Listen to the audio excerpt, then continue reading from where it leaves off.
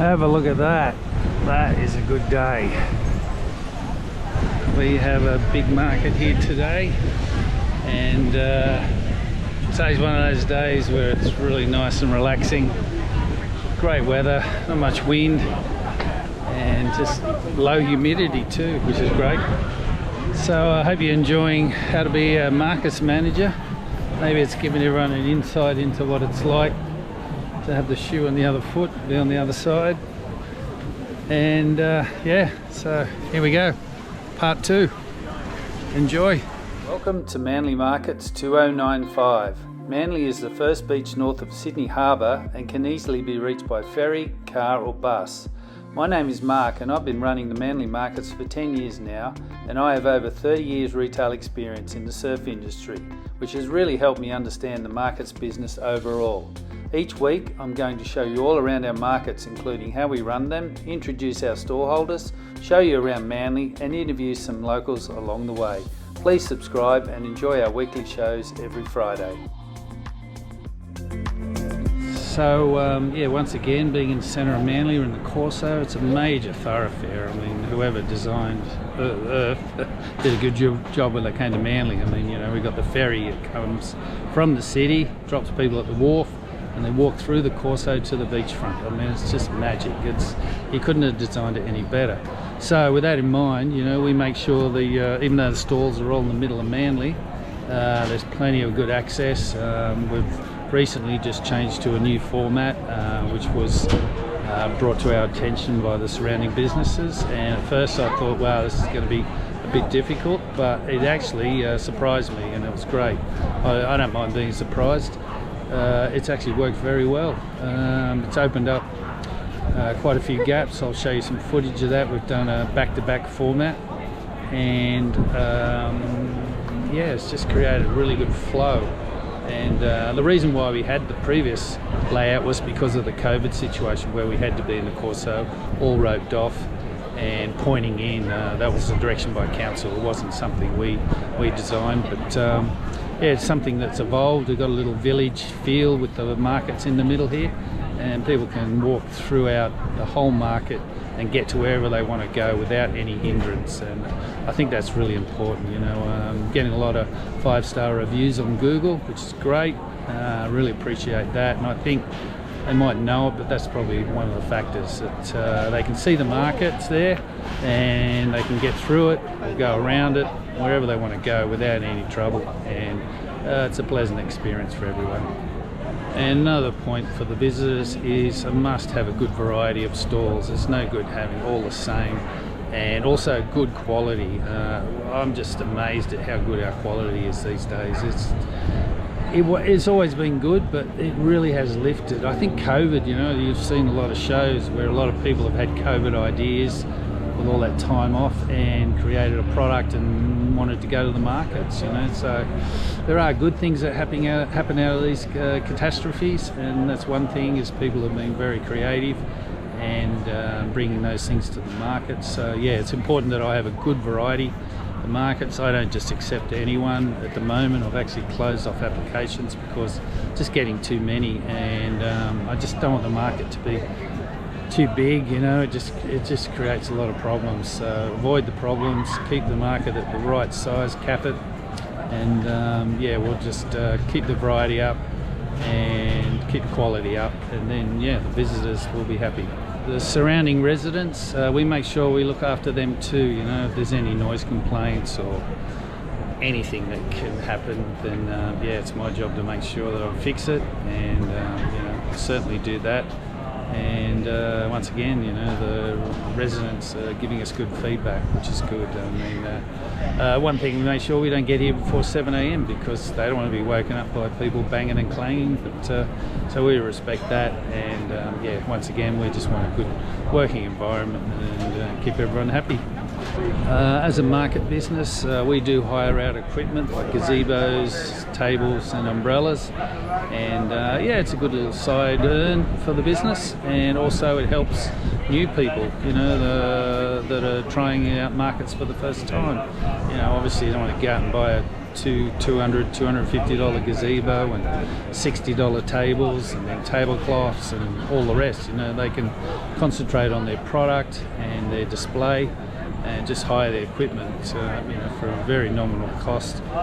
And they keep their overheads down, and then once they get established, of course they should go and buy their own equipment and save some money in the long term, you know. But hiring our equipment is definitely a good thing.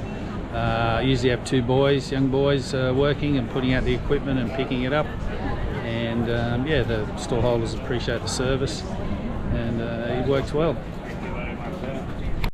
Running a market as a business, look, it's a very simple operation. I mean, for me, Manly, it's a one-man operation really. I do have a friend, PK, who comes in from time to time when I need a break or go on holidays overseas. So, you know, I guess I do have someone part-time, and then I've got teenage boys who are mostly doing their first job. They work for me, so I love mentoring those boys and teaching them good work ethics, and obviously paying them good money. I mean, you know, I don't skimp on my staff. Most of them are like 14, 15, 16. I pay them all 17-year-old wages. You know, I make sure that they're getting good coin in the pocket and they're happy, and I pay them 2 hours. And normally they're done within 1 hour, you know, or 1.5 hours. I checked out with the government authority. I'm allowed to pay 2 hours because the shift is only 2 hours. If your shift is an 8-hour shift, then they must do a minimum of 3 hours. But in this case, the shift's only 2 hours, then you can do a 2-hour shift, but you must pay them 2 hours. If they go over the 2 hours, obviously I pay the 3 hours. So, yeah, costs. Well, by running it myself, keep the cost down. The amount I pay the council, I won't tell you exactly what I pay, but I've learnt to calculate what is feasible. I can earn a good wage out of it, but it's a bit like the McDonald's theory. The more franchises I've got, or the more stalls I've got, that's when I make my money. I don't try to make my money out of a few. The business thrives by having a lot of stalls. The market looks good, and that's when you know, a decent earn kicks in. So yeah, you've got to be fair about it. And if I look after the stallholders, then the business looks after itself. So you know, that's definitely my advice there. Be fair with the running costs and the charges for the rent that you charge the stallholders. Insurance, you know, you can shop around for good insurance. I use my market insurance. I saved probably $1,500 a year from the previous insurer, which shocked me. It's quite a lot. Yeah, definitely shop around for that. This year I added uniform, and that's been such a good thing. When I'm walking around, I notice people always read my hat or my shirt, and they can see, oh, you're the market guy, and they understand what's going on. It just feels more professional. It's easier. You just don't think about what you got to wear. You just pull it out every week. Away you go. The boys look good with their hats on. You know, I think it's good for them. They feel a part of something. It just helps the overall look of the business, the overall look of the market. As you know, my retail experience is quite extensive. That's a big part of this market, and I think it's the reason why it's going so well, is that you know, I care about their business, the stallholders, and I advise them, and you know, I like helping them.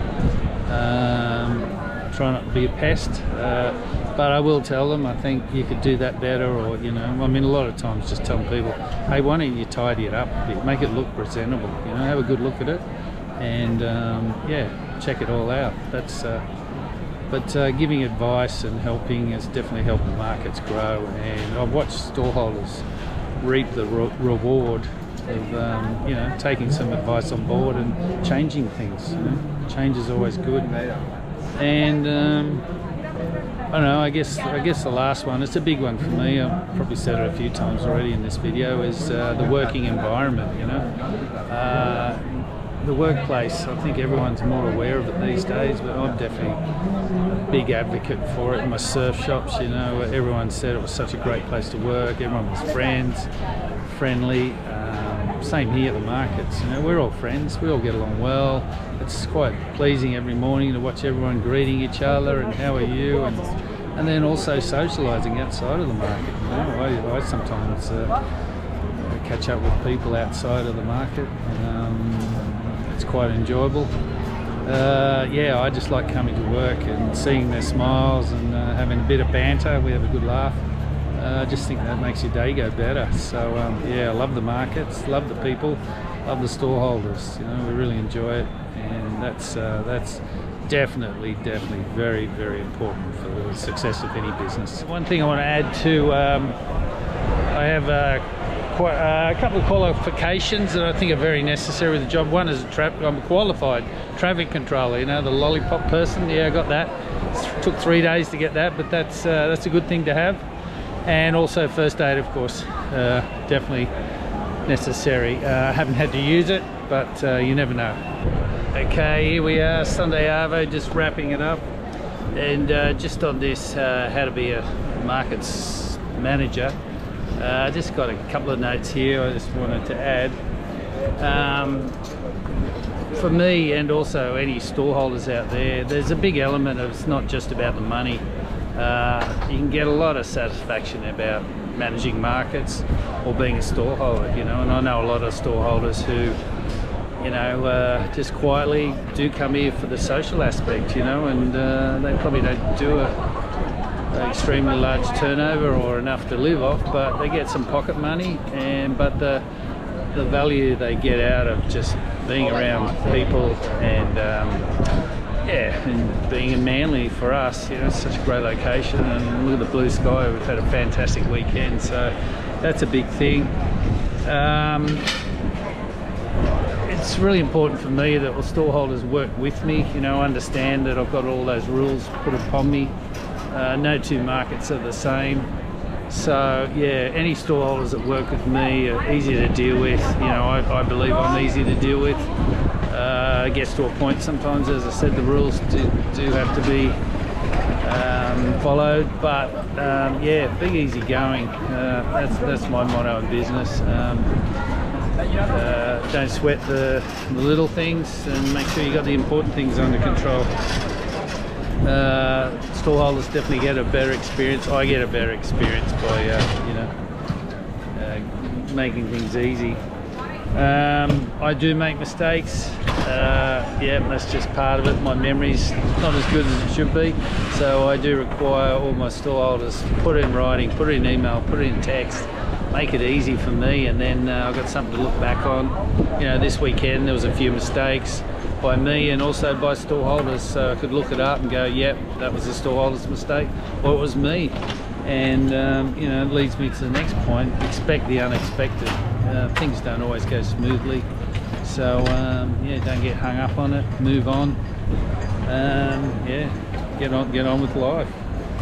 And last and foremost, you know, sometimes I've had some rude store holders, and I just won't accept abuse or tolerate bad behaviour. You know, it's just not warranted. It's just not necessary, and I make sure I'm respectful to all the store holders myself, and you know, give everyone a chance. But you know, sometimes two people aren't going to get along, you know, and if that happens, then maybe it's time for them to go somewhere else, and me to you know, deny them membership in the market. You know, it's just how it is, and it's happened a few times over the years, and it's unfortunate. I never enjoy it. It's unpleasant, but being a manager, you've got to make the call. You just can't be wishy-washy. You know, you've got to be firm in your decisions, and yeah, that's just how it is. But yeah, I think we have a great market here in Manly,